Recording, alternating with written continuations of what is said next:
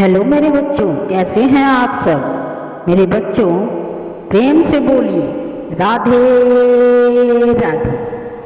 प्रेम से बोलिए जय माता दी, जय माता दी, जय माता दी।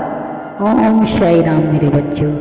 मेरे बच्चों, माता रानी ने भगवान महादेव से, भोले से, शिव शंकर से प्रश्न करने लग गई कि हे भगवान, आप बताओ कि मनुष्य गरीब क्यों रहता है, वह धनवान होने का स्वप्न ही देखता रह जाता है। इसका कारण क्या है प्रभु, जो गरीबी उनके अंदर से, उनकी जिंदगी से जाती ही नहीं। प्रभु कुछ तो बताओ प्रभु।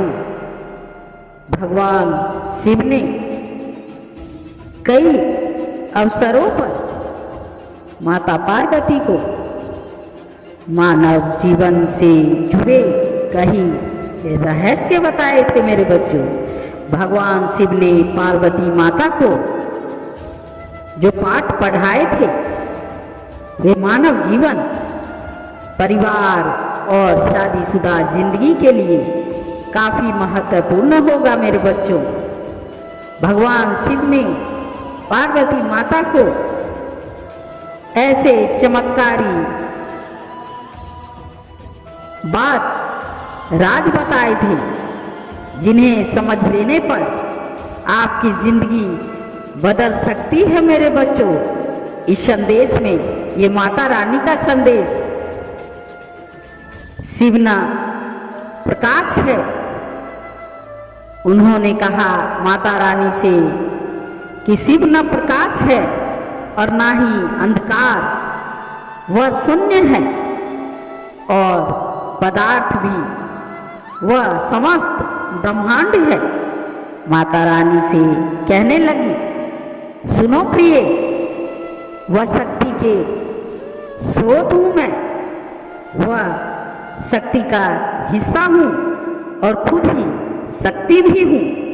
शिव पुराण के अनुसार शिव शक्ति का संभोग ही परमात्मा है। हे प्रिय, शिव पुराणों के मुताबिक पार्वती माता सती का ही अवतार है। राजा हिमावत और रानी मैना की पुत्री पार्वती बचपन से ही शिव भक्त थी।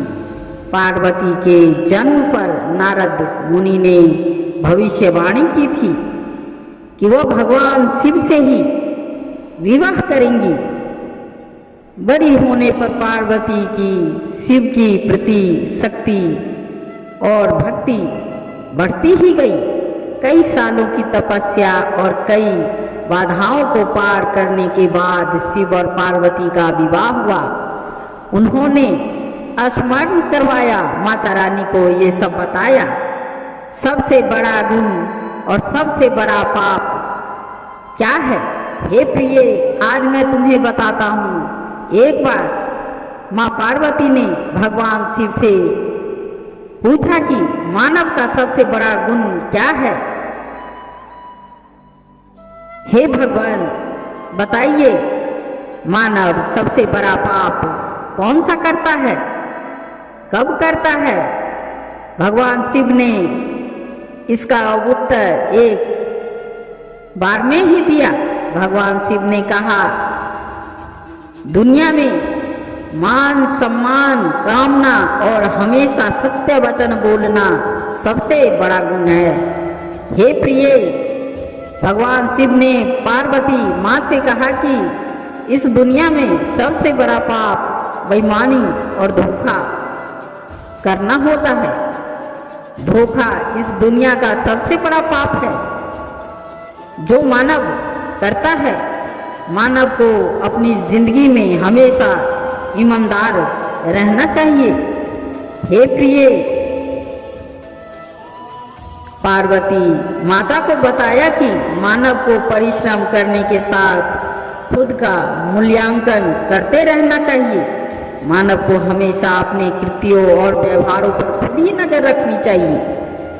किसी को भी ऐसे कर्मों में लिप्त नहीं होना चाहिए, नैतिक रूप से ये गलत होगा।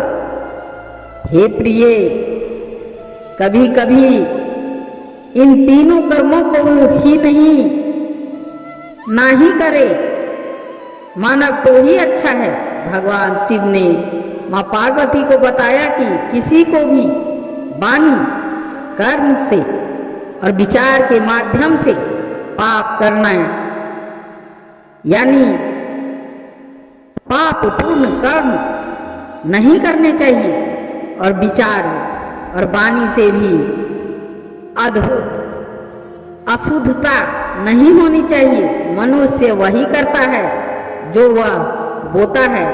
इसीलिए हर किसी को अपने जीवन में कर्मों के प्रति विशेष सतर्क रहना चाहिए। मेरे बच्चों, सफलता का एक ही मंत्र है, मोह ही सभी समस्या की जड़ है। मेरे बच्चों, मोह माया सफलता के रास्ते में बाधा उत्पन्न करती है। मेरे बच्चों, जब आप दुनिया की सभी तरह की मोह मायाओं से मुक्त हो जाते हो तो आपको अपनी जिंदगी में सफलता प्राप्त करने से कोई नहीं रोक सकता। मेरे बच्चों, लेकिन आखिर इस मोह से बचने का क्या उपाय है? मेरे भगवान शिव ने पार्वती माता को यह भी बताया कि सभी तरह के माया जालों से बचने का केवल एक ही उपाय है।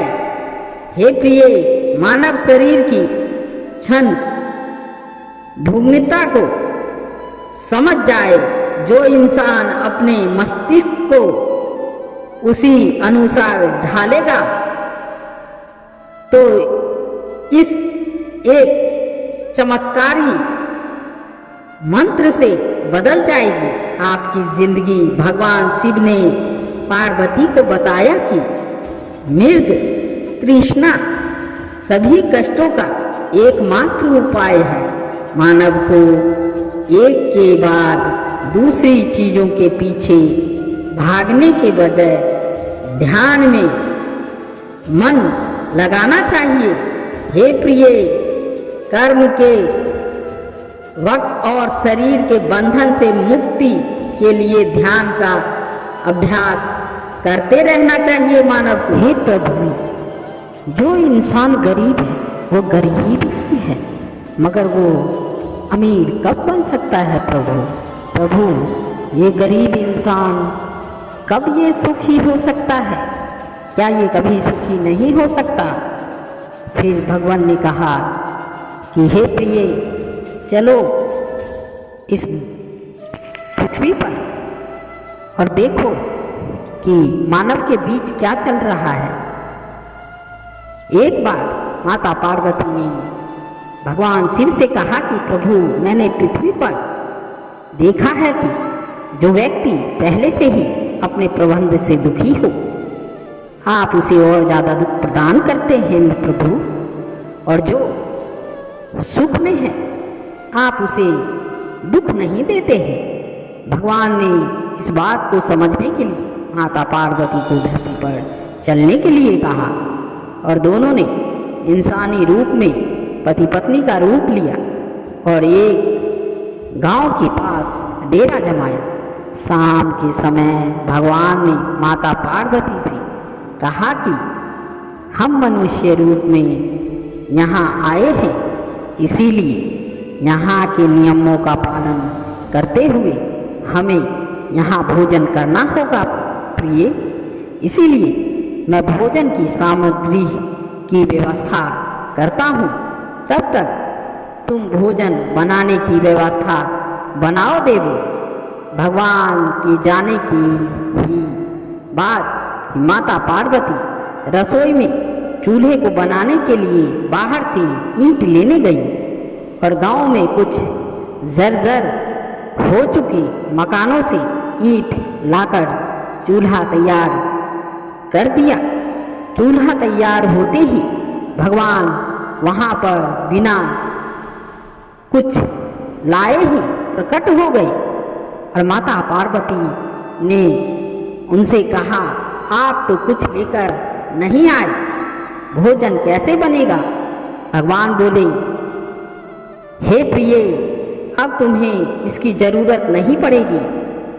भगवान ने माता रानी पार्वती से पूछा कि तुम चूल्हा बनाने के लिए इन ईंटों को कहाँ से लेकर आई हो? तो माता पार्वती ने कहा, प्रभु, इस गांव में बहुत से ऐसे घर भी हैं जिसका रख रखाव सही ढंग से नहीं हो रहा। उनकी जर्जर हो चुकी दीवारों में ही वहीं से ईंट लेकर आई हूँ। भगवान ने फिर कहा, जो घर पहले से खराब थी, तुमने उन्हें और खराब कर दिया। तुम ईंट उन सही घरों की दीवार से ही भी तो ला सकती थी। माता पार्वती बोली, प्रभु, उन घरों में रहने वालों लोगों ने उनका रख रखाव बहुत सही तरीके से किया था और वह घर सुंदर भी लग रहा था देखने में। ऐसे में मैं उसकी सुंदरता को बिगाड़ना उचित नहीं समझी। भगवान बोले, पार्वती, यही तुम्हारे द्वारा पूछे गए प्रश्न का उत्तर है। जिन लोगों ने अपने घर का रख रखाव अच्छी तरह से किया है, यानी सही कर्म से अपने जीवन को सुंदर बना रखा है, उन लोगों को दुख कैसे हो सकता है? हे प्रिय, मनुष्य के जीवन में जो भी सुखी है वह अपने कर्मों के द्वारा सुखी है और जो दुखी है वह अपने कर्मों के द्वारा दुखी है। इसीलिए हर एक मनुष्य को अपने जीवन में ऐसे ही कर्म करने चाहिए कि इतनी मजबूत व खूबसूरत इमारत खड़ी हो कि कभी भी कोई भी उसकी एक ईंट भी निकाल न पाए। प्रिय बंधुओं व मित्रों, मेरे बच्चों, यह काम जरा भी मुश्किल नहीं है। केवल सकारात्मक सोच और निस्वार्थ भावना की आवश्यकता है मेरे बच्चों। इसीलिए जीवन में हमेशा सही रास्ते का ही चयन करें मेरे बच्चों और उसी पर चलें। सबका मालिक एक। इसीलिए प्रेम से बोलिए, माता रानी की जय। ओम साई राम, ओम साई राम, ओम साई राम। ये संदेश साईं बाबा ने और माता रानी ने आप औरों के लिए भेजा है। अगर आप नए हैं फिर भी आप इसे शेयर जरूर करें। इस संदेश को जितना शेयर करेंगे उतना आपको आशीर्वाद प्राप्त होगा माता रानी की तरफ से। प्रेम से बोलिए, जय माता।